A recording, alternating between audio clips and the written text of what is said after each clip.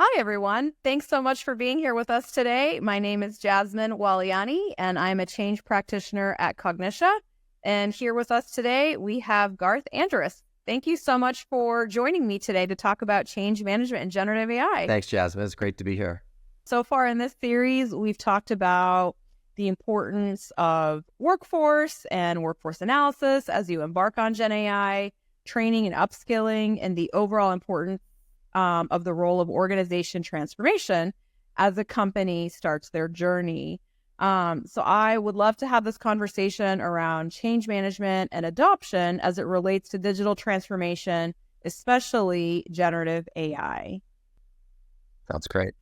Great. Let's start with the definition of change management, right? I hear change management being thrown around a lot. What does it mean to you when I say change management? So that's a great question because I think a lot of companies really struggle with what that means. A lot of companies will look at it and they'll say, change management really is communications and sending out memos and messages, and they kind of think that that's the way to do it, or even a really good communication strategy will fall flat if it doesn't have some of the other aspects. But to me, it's things like you got to have really clear stakeholder identification and engagement of those stakeholders. You've got to really have a good communication strategy and plan to be able to do that. And that isn't just sending out one-way messages. This is about meeting people where they're at and creating communications that actually are going to resonate with different groups that you may be working with all at the same time. Very, very important not to send out generic messages to people. Another is managing change resistance. Really important to know. These are some of the things that I think about when I think about what change really is, and it's about managing that resistance. And you've got to really understand when people are not being passive aggressive about something or just passive, and really understanding what is at the core of why they might be resisting.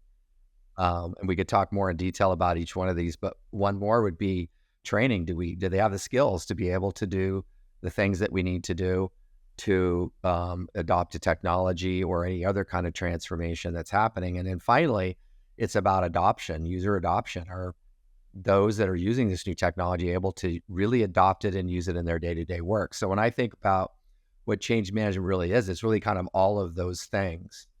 Yeah, and I've seen time and time again where, a company will go through a tech transformation or adopt a new digital technology, but they don't have adoption, right? So they'll buy the product, they'll do extensive training, but then there's no adoption, right? And I think some of that, to your point, is the resistance, is the communication, is the engagement. So all of those things are really crucial to successful change management. I'll make a quick comment there, Jasmeen. You just reminded me of something that throughout my consulting career, with Fortune 500 companies, we've kind of seen it all over the last 25 or 30 years doing this. But we used to say, as we talked to the client, we would say things like, we're going to do all these things. And then before the user adoption piece, we'd say, and then a miracle occurs and then use it. And that we use that as a joke, but basically it was very serious about, they've got to be able to use this. In the end, that's all what we're really going after here. Yeah, there's no ROI if the people are not using the new technology or the new tool. Exactly. Yeah. So why do you think so many companies then overlook change management? I think part of it is not being exposed to the best way change can be done. I think that's probably the number one thing. They don't really know. What they've seen is they've seen the communication planning coming out and strategy, maybe a little bit of stakeholder engagement, maybe a little training, but they haven't really seen what good change management really looks like. I mean, there's a reason why the studies show 75 to 85% of change management fails. And it fails because it's not going through the things that we talked about. And it's in this big lump of, they've kind of lumped everything into change management, call it change management, and say it's failing. Well, if you do it right, it doesn't fail. If you do piecemeal or you miss pieces of this, it does fail. And I think just not having seen really good change management is probably the biggest reason why it doesn't work. They haven't seen it. Yeah. So what are a couple of things that you would recommend companies who might be in the middle of implementing generative AI, or they've already started this journey, at this point in their stage, what would you recommend they do? Yeah, so it's really interesting because Gen AI really is going to change everything. We've not seen anything to this scale before. The crux of, or the center of, however you want to look at this, of generative AI is that it's democratizing decision-making. You're literally putting decision-making in the hands of everyone or large groups of people. And so think about this. If you're a traditional, hierarchical kind of company where decisions come from the top, roll down to the bottom, and roll down, and then you can make your final decision, or it's been very clear what your decision rights are in this little box. Well, with Gen AI, that's going to change everything. People are going to be making decisions who didn't make decisions before, because now they have information they never had before. And so as you do this, you have to think about some of the things that you're going to run into, right, around this, like, for example, governance. What's some of the things you have to really look at? This is all really part of the change management approach, by the way. This isn't something you do separately. You have to look at governance. You have to look at, do we have policies in place that might be stopping us from just somebody wanting to take that risk? Our rewards, this is the biggest one for me that I always see. How people are incented inside of an organization may be at complete odds with generative AI, right? It might be, hey, I'm incented to be safe and not make any waves and just do my job and do this. Well, you're going to really sub-optimize your investment in generative AI if you're not looking at some of those things. So this is really about some of the DNA of the company. And to think about it this way, the organization really wasn't designed for generative AI. It wasn't designed that way. And so the DNA that you have, the way you organize work, you operate and behave every day is what you've been doing. And you still are rolling out technologies, but this is very different. This is not rolling out a technology to someone to use. This is you rolling out a technology that they're going to use in their work in very different ways. It's not spitting out an answer. So it's very important to think about it that way. This is also making me think a little bit about change, like adopting a technology, which generative AI is, but also the difference between that kind of change and transformation, like a technology or a digital transformation, right? Which really you have to look at the DNA of a company, like you mentioned. Can you tell me a little bit more about the difference and how generative AI might be more like transformation than? Yeah, great question. Than a regular change. Yeah, if we're think about the traditional technologies that we've been rolling out. So they can kind of go on what we were discussing earlier, which ends with user adoption, right? So technologies that come out and give us information, it's going to give the same kind of information no matter how we ask it. We're still going to get an output out of this or use it in a very defined way. That's pretty much how we've been doing technology. If I'm going to roll out and use a particular technology, we're all going to have kind of the same thing. With generative AI and how this might be more like a transformation is it's going to change. Like I was mentioning before, the DNA of an organization wasn't designed for this. So how do you look at it and make those adjustments in your DNA to make this really activate and become part of how just normal ways of operating and the way you do your work every day? Because generative AI is going to significantly change work. So once I mentioned, like in the example, if you are going to make new decisions, right? Now that you've got this, it changes workflow. It changes the career paths and the way I want to now run my career, because I've got different ways to look at things now in my career. It's going to change. You might have to adjust some policies. You're probably very likely to have to adjust some policies that are going to be made.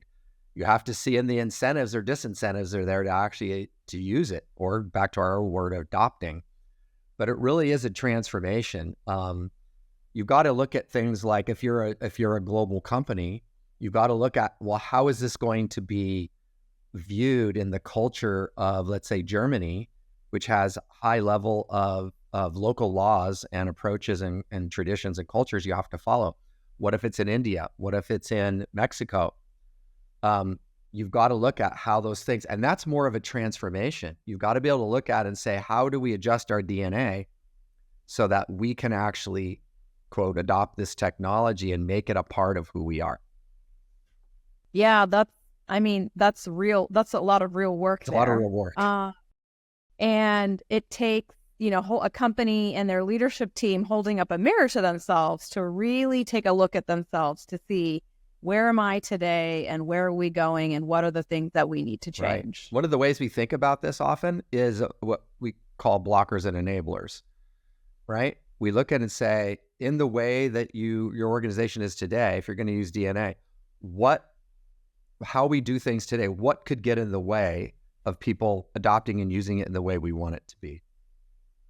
And what could enable it? Because there's a lot of things in your DNA that are good, that you want to keep, that actually are going to help you leverage off of that to be able to, bring GenAI to its highest level of success for you as an organization. Garth, one last question for you before we wrap up. So I want to hear a little bit about behaviors and mindset changes, right? A lot of times, in my experience, the technology adoption piece, even adjusting policies and processes and rewards and performance, all of those items feel tangible. And sometimes when we talk about change or transformation, the things that get overlooked are behaviors and mindset. Absolutely. So can you share a little bit about that? Sure. And this is probably going to be one of the biggest changes in a mind shift and your mindset and shifting the way you think about things, right? It really is. If you approach this and think of this as a traditional technology, that will not be sufficient. So it does require a mindset change and a shift in the way that you think about GenAI. You really have to think about it as transformational. One of the best ways to do that, you can't just, communicate your way to that, send out messages and say, everybody change the way you think. One of the best ways to do this is actually doing this in, we call them labs or workshops or whatever you want to call it. But there's a lot of great techniques to bring key leaders in. Because if your leaders are not going to be a part of this and their mindset isn't shifted, it's going to be a big problem. So one of the best ways to do this is to get, a lab or a workshop like this, where you work through what that mindset shift needs to be and how we need to start looking at this and how GenAI is going to change business or the way we work every day, right? And what other things we need to do. Because if we don't, we're still trying to kind of smash things into the old DNA and hope it's going to work. And I think your first point about the strategic communications and the stakeholder engagement really also help with that mindset shift as well, right? As people start thinking about it and you put out messages and are hearing those things, you can start thinking in a new way. It's important in something this complicated to have some very simple messages that everybody thinks about, that kind of gives them that mindset shift about, 2 or 3 things that they'll remember about this and why this is different. That would be one of the things you could do in sending out the right communications. Yeah. And real-time application, right? Is as you start learning, right? How do you make that behavior stick? Exactly. Is that repetitive motion. Right. Well, thank you so much for being here with me today. Up next, everyone, we are wrapping up our webcast series. Thank you so much for being here with us today. And we'll sign off. Great. My pleasure. Thanks for having me. Thank you, Garth.